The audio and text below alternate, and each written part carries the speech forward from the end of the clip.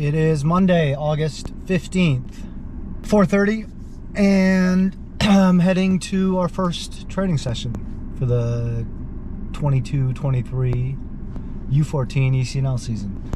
3 weeks off to kind of decompress a little bit and play some golf. And now back into it. Short break, but that's just how it goes in this youth soccer climate, in the ECNL climate for us.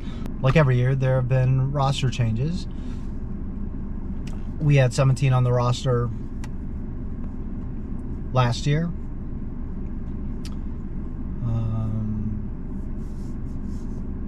We lost 5 and added 6 to take us to 18 for this season. Tough decisions had to be made, and hasn't been a day that's gone by since since tryouts have ended and since the new team was announced that I haven't thought about the kids that I'm sure are extremely disappointed.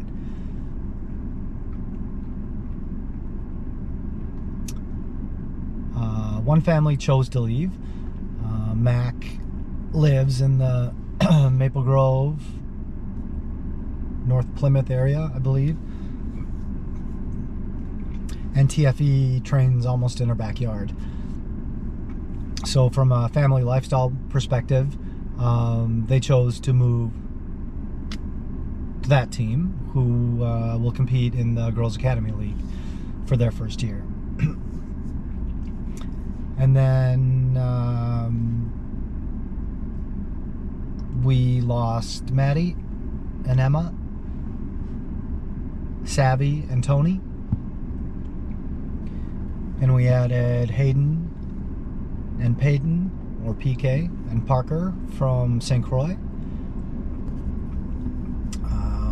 Alex from the Inver Grove area. She played with North Oaks Blast and Egan, a goalkeeper. Reese, from another goalkeeper from our NPL team last year. And then Coco, who was with us in the beginning last year, moved to Alabama, relocated back to Minnesota. And yeah, those were the decisions, and it was tough on the girls that didn't make the roster, and tough on me, knowing that those girls are devastated by the decision. I've texted back and forth with 2 of them, and I haven't heard from 2, and I may not ever. And that's just the way it goes, and it's very hard for me.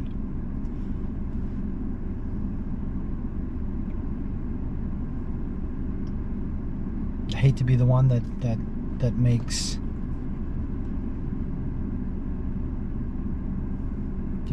that gives these kids likely the most negative soccer experience that they've had to date.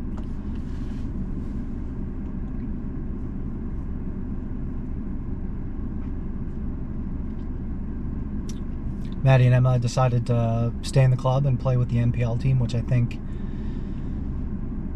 is good for them. Whoever's going to coach this team next year will at least have a chance to see them in the club and in the training environment and in the friendlies. I think it gives them the best shot of getting back on this roster. I just know kids are heartbroken and disappointed and angry, feel betrayed, I'm sure. And I'm sure the parents have many of the similar feelings. It's tough. It's just so tough. But like I said, thought about those kids every day since tryouts ended, and I will continue to think about them every day. I'm sure. I still remember kids who got cut from teams I was coaching 20 years ago.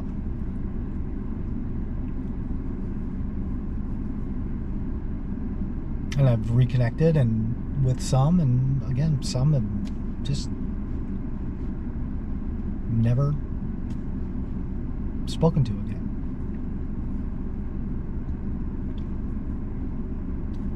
But I gotta move on. Gotta be confident in the evaluators and in my own decisions, and though I won't forget those kids, by now I'll have a responsibility for the kids that are there, and we need to move forward. And yeah, so first training session today, Live in our new sports classes. like I usually have done in the past. This will be a pretty lighthearted day. Some different, some relay races and some competitive relay races. Divide the teams up and make sure the new players are distributed among some of the old players.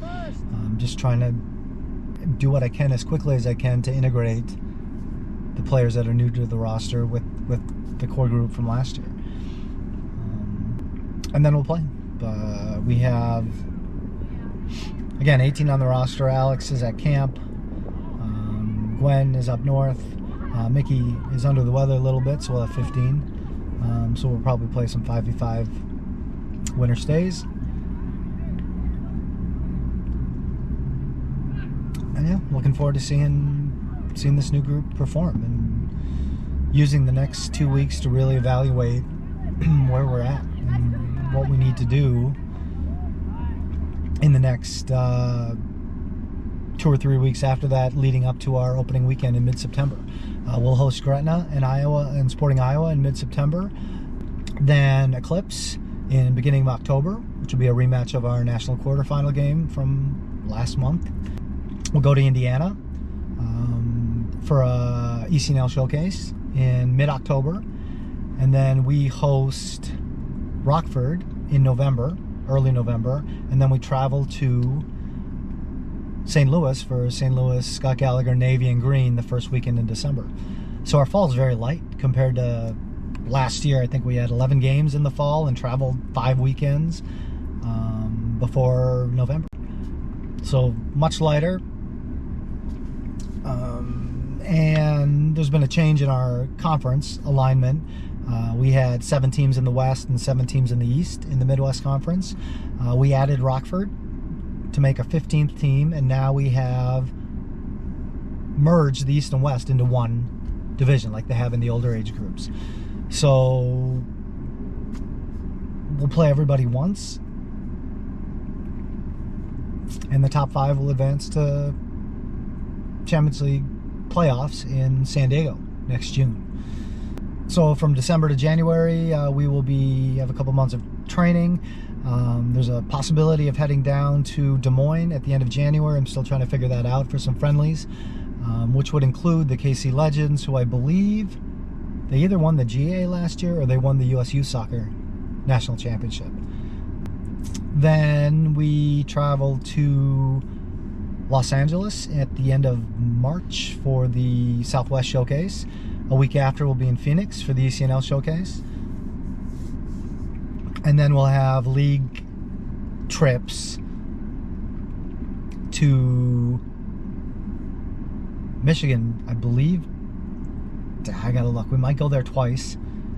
Kansas City. Maybe a Chicago in there or something.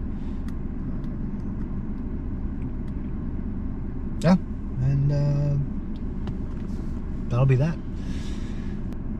I've said it before that we had 4 games in Seattle last year in playoffs, 2 games in Virginia at Nationals, 6 games.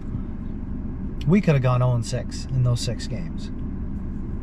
We could have gone 6-0. It was that tight.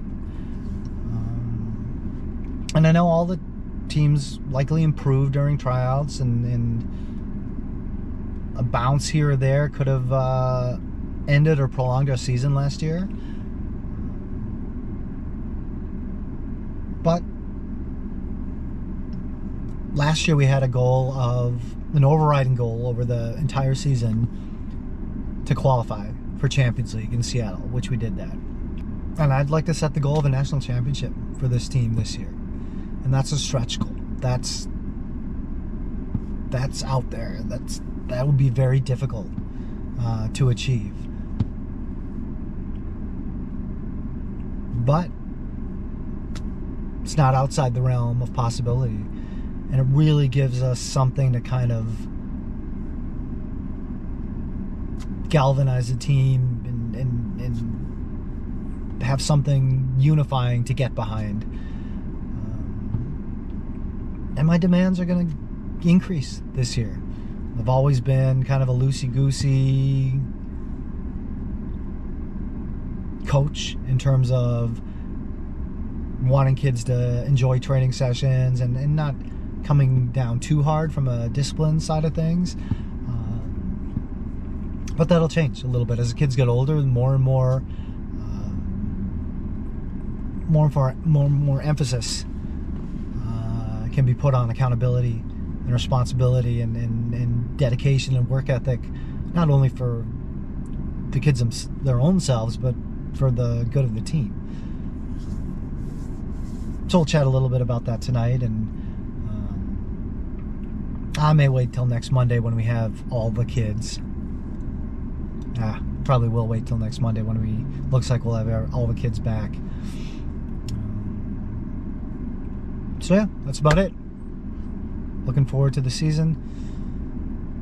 Excited about the group we have. Yeah, that's about it.